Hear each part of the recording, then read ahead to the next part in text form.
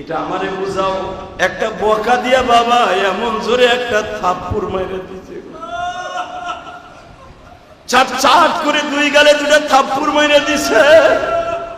এমন একজনের গালে থাপ্পড় মারছে গো বাবা, যার গালে চুমা দেওয়ার জন্য আমার মালিক সাত তবক আসমানে মেরাজের রাত্রে উঠে লয়ে গেছে, যার চেহারা দেখার জন্য কোটি কোটি ফেরেশতার আসমানে বাবা লাইন দিয়ে দাঁড়ায় ছিল মেরাজের রাত্রে, তার দুই গালে দুইটা থাপ্পড় দিয়েছে। নবী আমার দুটা গাল ধরে বসে বললেন, আনাস ইবনে মালিক নবীর মাথাটা বুকের মধ্যে নিয়ে পিঠে আস্তে আস্তে করে থাপ্পড় দেয়, বলে ও দুনিয়ার মালিক তুমি কই গো, ও দুনিয়ার মালিক।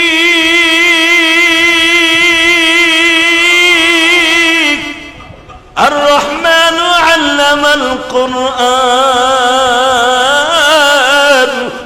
খলাকাল ইনসানা আল্লামাহুল বায়ান الشمس والقمر بحسبان والنجم والشجر يسجدان। আসমান জমিন যদি তোমার হুকুমে চলে, খলাকাল ইনসানা মিন সালসালিন কাল ফাখর ওয়া খলাকাল জান্না মিন মারিজিন মিন নার فبأي آلاء ربكما تكذبان। সব গাছ গাছলা ইয়াখরুজু মিন বাইনিস সুলবি ওয়াত তারাইব। ও দুনিয়ার মালিক, সাব্বাহা লিল্লাহি মা ফিস সামাওয়াতি ওয়া মা ফিল আরদ। আসমান জমিনের সব যদি তোমার হুকুমে চলে, তোমার তাসবিহ পড়ে, তোমার নবীর থাপ্পড় মারলো, তুমি কই গো?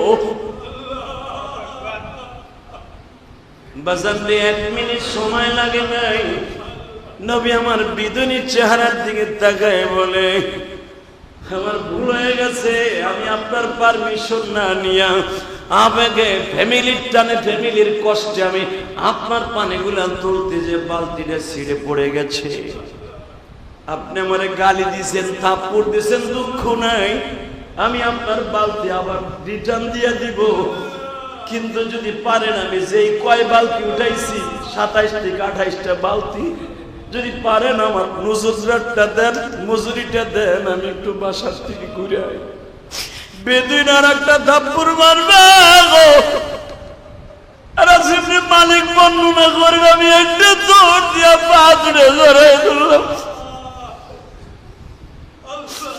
চিনো না চিনেও না বেদনু না গে, আসমান জমিন যার লাগিয়া বানাইছে, যার লাগিয়া আসমান জমিন বানাইছে। বাজান যে যে কাজ করে সে তার মর্মতা বুঝে বাবা। জীবনে দেখবেন যার বংশের মধ্যে আলেম নাই, যে আলেমের দরদ কোনদিন বুঝবে না, কথা ঠিক না বেঠি? দেখবেন যার বংশের ভিতরে সিল্লা লাগানো লোক আছে, যার বংশের মধ্যে বাবা, যার ফ্যামিলিতে বাবা একজন কোরআনের হাফেজ আছে, দেখবেন একজন হাফেজ যদি বিপদে পড়িয়া যায়, পাগলের মতোই লোকটা ছুটিয়া যায়, সে রক্তের সম্পর্ক না থাকলেও ছুটিয়া যায়। এই যে আলেম উলামাকে অত্যাচার করে যায় না ঘরের মধ্যে, ও বাজান, যারা আমরা নামাজি আছি, নামাজে বসিয়াও কিন্তু আলেম উলামার জন্য দোয়া করছি। আলেমের দরদ যার অন্তরে আছে, সে আলেমের মুহাব্বত বুঝবে। বিশ্বনবী বলে, কোন আলেমান আও মুআল্লিমান আও মুস্তাআমিলান আও মুহিব্বান ওয়ালা তাকুন খামিস। পারলে আলেম হয়ো, তা না হলে ছেলের আলেম বানাইও। যদি তাও না পারো, আলেমের মুহাব্বত করিও। যদি তাও না পারো গো, দূরের থেকে আলেমরে হাদিয়া পাঠাইয়া সহযোগিতা কইরো। আপনারা জানেন না বাবা, হাজার হাজার লক্ষ টাকা আলেমদের জন্য আমার প্রবাসী ভাইরা বিদেশ থেকে পাঠায়, আপনারা কিছুই জানেন না। আলহামদুলিল্লাহ বলেন, আরো জোরে বলেন। কারণটা কি? যার বংশের মধ্যে আলেমের একজন না একজন আছে, সে আলেমের দরদ বুঝবে। ওই বেদুইনের ভিতরে যে নবীগিরি নাই, সে কি বুঝবে? আর সেটি বলে করে, তুমি এনে চিনো না, মাইরো না। বেদুইন বলে বালতি তুলে দিতে ক সব পাবি। বিশ্বনবী বলে বালতি তুলে দিলে তো আমি আপনার উজরাতটা পাবো, অর্থাৎ মজুরিটা পাবো, হয় পাইবা। বেদুইন মনে মনে ভাবছে ও কই থেকে তুলে দিব। আমার বিশ্বনবী কুয়ার পরে দাঁড়াইয়া হাত বাড়ায় বলে থাপ্পড় খাওয়াইছো দুঃখ নাই। নবী মুহাম্মাদের ফ্যামিলি খাবারে কষ্ট পাইতেছে, তাতে দুঃখ নাই, কিন্তু বালতিটা তো উঠাই দিতে পারো, তুমি বইয়া কি করো? এ কুয়ার মালিক,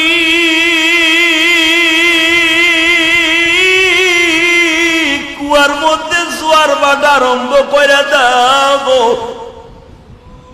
জানি মদিনার, মক্কা মদিনার পানিগুলা তোমার সমুদ্র জান্নাত থেকে আসে। ও মালিক, তুমি সবই পারো, কুয়ার মধ্যে তুমি জোয়ার আরম্ভ করে দাও।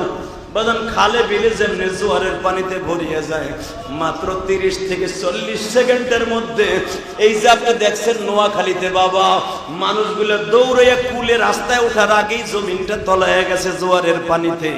এমন জোরে পানি ফোয়ারা চালু হয়ে গেল, মাত্র 40 সেকেন্ডের ভিতরে কুয়ার পানি ফিলকি দিয়া বালতি সহ উঠাই লয়ে আসছে।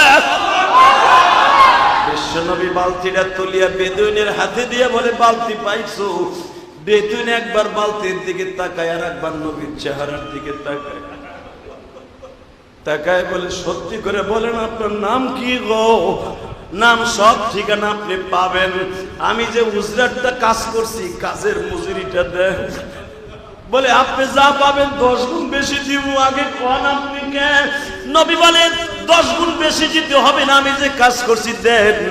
নবী উজরাতটা নিয়ে যখন দৌড় শুরু করছে, বেদুইনের মনের মধ্যে ইশকের আগুন জ্বলা উঠছে।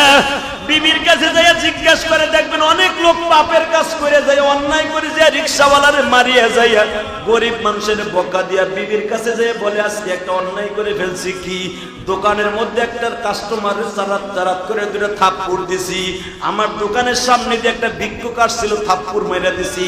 বিবি তাপ দিয়া দাঁড়ায় বলে কাজটা কি করলা? গরিব মানুষ বিদায় তুমি বড় লোক বিধা অপমান করলা। ও বেজান ওই বিদয়নের বিবি ছিল অত্যন্ত ভদ্র, যখন বিবির কাছে বলছে আজকে একটা লোকের থাপ্পড় দিয়ে দিব, থাপ্পড় খায়া লোকটা মানে একবারও তার খাদেম দিয়া মার দেয় নাই, বরঞ্চ সে হাত পাতত, কুয়ার মধ্যে জোয়ারের মতো পানি উঠে গেল।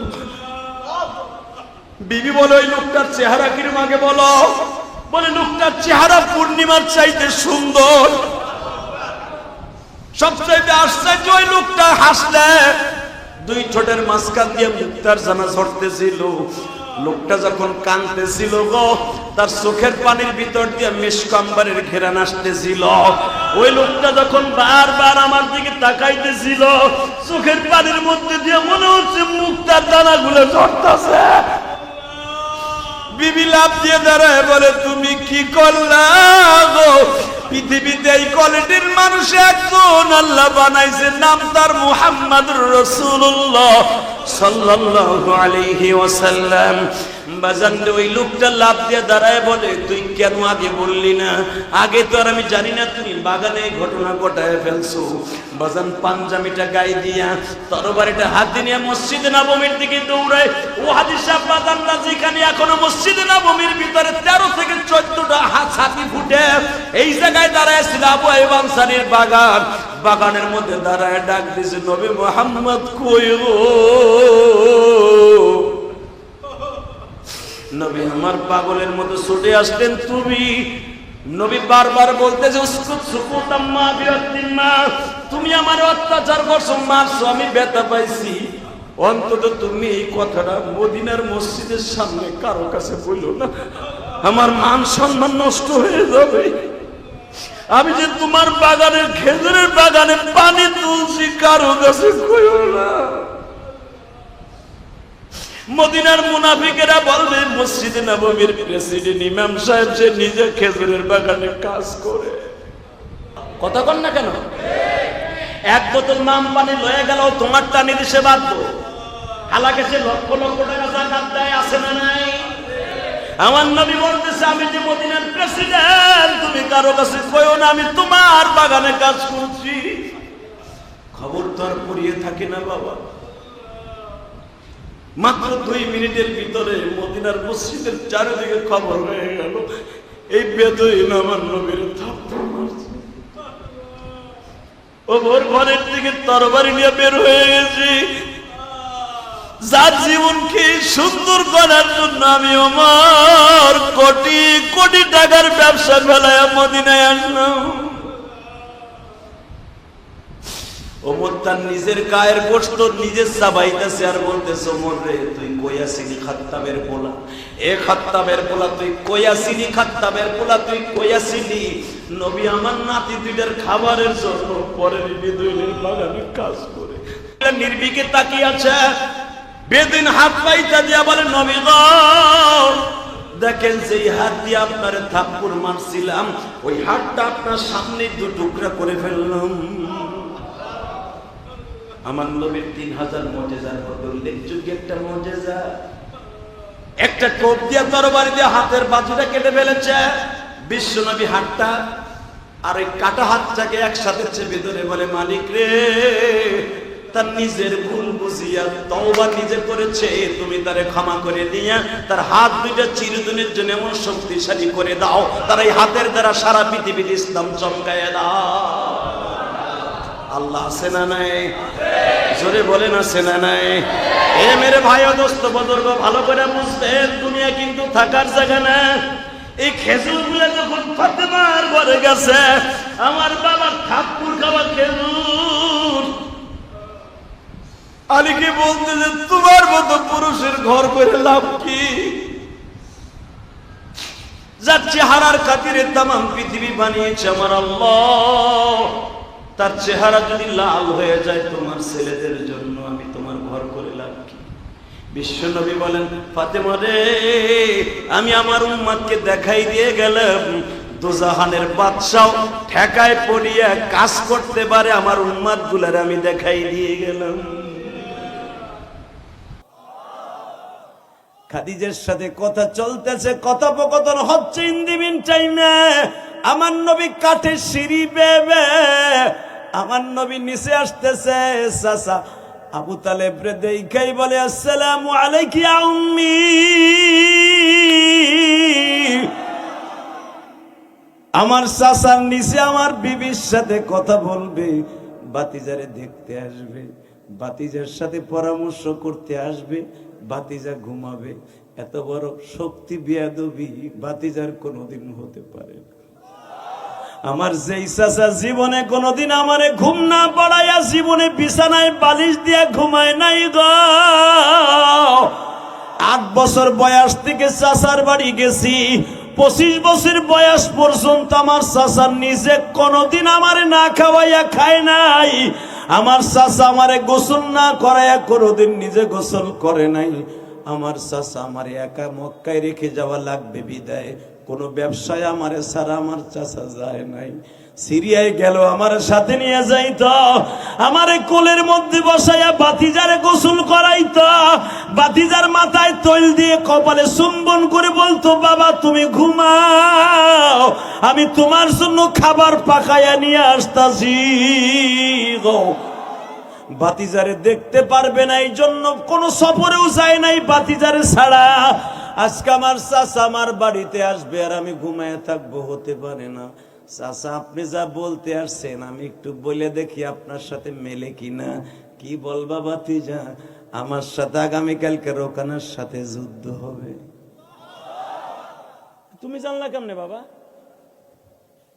মা ইয়ানতিকু আনিল হাওয়া ইন হুয়া ইল্লা ওয়াহয়ু ইউহা আল্লামাহু শাদীদুল কুওয়া। চাচা আপনার কাছে মানুষে জানাইলে জানেন, আর আমারে মানুষের জানাইতে হয় না। মা ইয়ানতিকু আনিল হাওয়া ইন হুয়া ইল্লা ওয়াহয়ু ইউহা। জিবরাইল আমার কাছে সব দিয়ে গেছে গো বাবা। ও চাচা একটা দরখাস্ত তোমার কাছে গেছে, আর একটা জিবরাইল আমার কাছে নিয়ে আসছে। চাচা ভয়ের কোনো কারণ নাই। ফালা তাখাব ইন্নাল্লাহ মা'না ওয়ালা তাহজান ইন্নাল্লাহ মা'না। চাচা আমার টেনশন করতে না করছে গো। আগামী কালকে আমি জীবনে কারো গায়ে একটা থাবুর মারি নাই, রোকানারে মারবো। তুমি চাইছে দেখবা, তুমি ইতিহাস রচনা করবা। ওয়াদা দিছো না? হ্যাঁ আমি ইতিহাসের কথা কইছি, তুমি জানলা কেমনে? সব জানিস চাচা। আল্লাহ যারা আল্লাহ আকবার আসতে কইছে গো বাড়ি ঘর তুমি চিনো। ওই বেটা জানে খালি বউ রাতে ঠন্না খায়, খালি ঠন্না খায়। ও জানে বউর নিচে থাকে সবসময়। কা পুরুষ বেটা? আমার নবী জীবনে কোনদিন কারো গায়ে একটা চটকানি মারে নাই। আজকে মারবে, আজকে মারবে। ওমা আরসালনাকা ইল্লা রাহমাতাল লিল আলামিন। কাউরে অন্যায় ভাবে রাহমাতুল আলামিন মারে নাই, আজকে মারবে।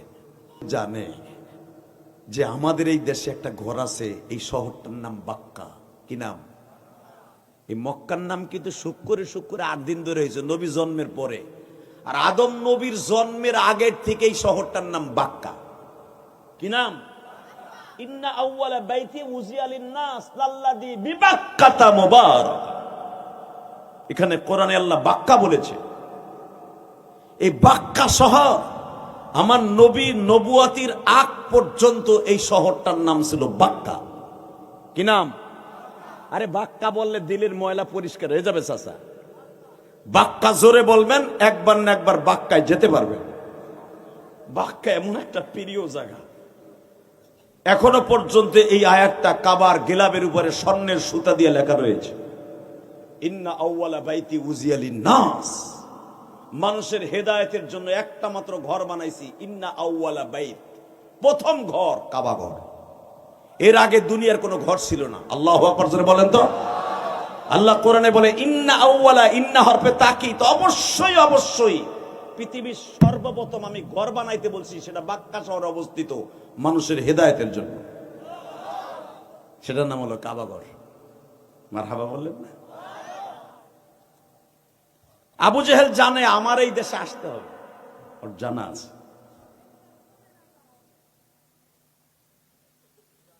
তুই একটু জাটা লাড়ি লইয়া দেখে এনে কেটা খারাই রয়েছে কোনে।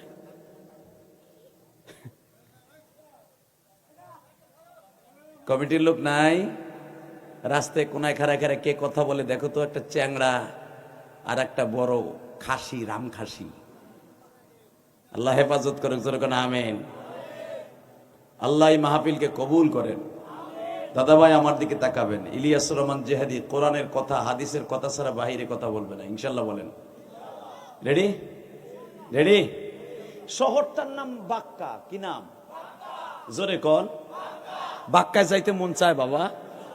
পেঁয়াজের ক্ষেতের অর্ধেকটা বেচেন, 2 কাঠা বেচেন, মাত্র 2 কাঠা। 20,000 টাকা দিয়ে বাক্কা শহরটা একটু ঘুরে আসেন। জীবনে একটা দিন যদি বাক্কা শহরে যান, খোদার কসম ওই ঘরটা 2 নয়নে দেখার সাথে সাথে জীবনের সব গুনাহ মাফ হয়ে যাবে, কোনো গুনাহ থাকবে না। মান হাজ্জা লিল্লাহ ওয়ালাম ইয়ারফাস ওয়ালাম ইয়ারসুক রাজা কায়াউমিন ওয়ালাদাতহু ওয়া উম্মুহু। যে হজ করতে অথবা উমরা করতে আল্লাহকে সন্তুষ্ট করার জন্য বাক্কা শহরে আসলো, সে তার দেশের থেকে হজ আর উমরা করে যখন প্রত্যাবর্তন করবেন, রজা যখন সে তার দেশের দিকে ফিরে যাবে, লৌটে যাবে, সে এরকম নিষ্পাপ হয়ে যাবে, কায়াউমিন কাপে মিথলিয়া, সে এরকম হয়ে যাবে মনে হবে আজকে তার মায়ের গর্ভ থেকে ভূমিষ্ঠ হইল, এরকম নিষ্পাপ হয়ে যাবে। তাহলে যেই দেশে গেলে একবার নিষ্পাপ হয়ে যাওয়া যায়, ওই দেশটা যাইতে মন চায় না? চায়? কার কার চায় দেখি একটা হাত তুলে দেখেন তো বাবা। আল্লাহ তুমি একবার যাওয়ার তৌফিক দান করো, জোরে কোন আমিন। একবার যাওয়ার তৌফিক দান করো আল্লাহ। আল্লাহ তুমি তাকায় দেখো, তোমার বান্দাগুলি একবার বাক্কায় যাইতে চায় গো। এ মালিক,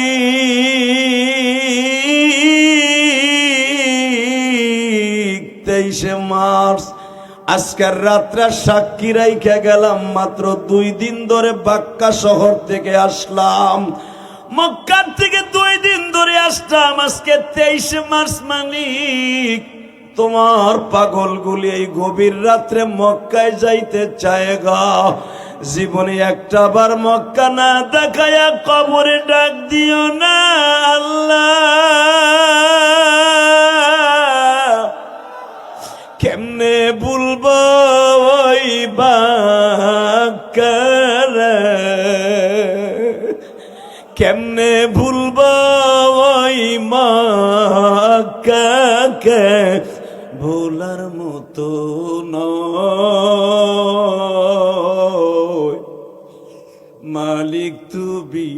লয়া যাইবা জীবনে একবার আল্লাহ তুমি লয়া যাইবা জীবনে একবার ওই বাক্কাতে ঘুমিয়ে আসে মা খাদিজা মদিনাতে ঘুমিয়ে আসে নবীজি আমার। হে আমার পাবনার ভাইরা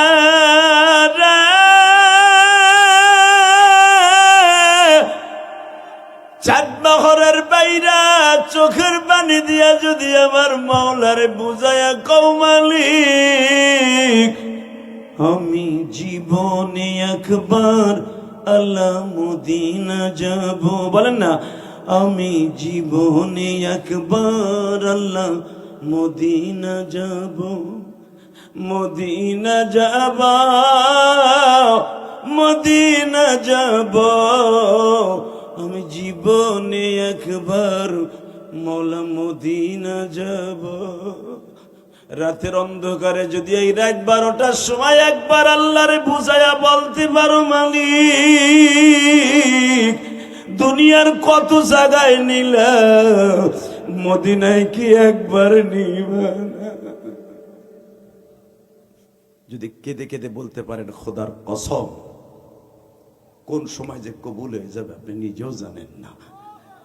একটা টান দিয়ে আপনি মদিনায় যেতে পারবেন বাবা, কেমনে যাবেন আপনি নিজেও জানেন না।